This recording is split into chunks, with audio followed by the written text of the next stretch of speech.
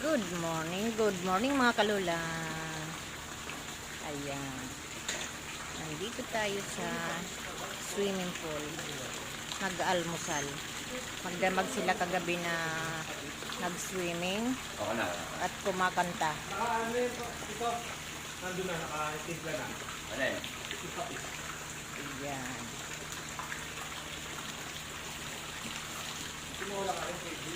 Hindi daw kumain. Nag-almusal ako. Ang aking kinain ay tinola. Dahil ayoko ng itlog at saka ham. May hotdog at saka Shanghai. Ayan. At saka yun ang aming tinulugan. Doon kami natulog. Doon kami natulog hanggang doon ang kwarto. May kubo pa.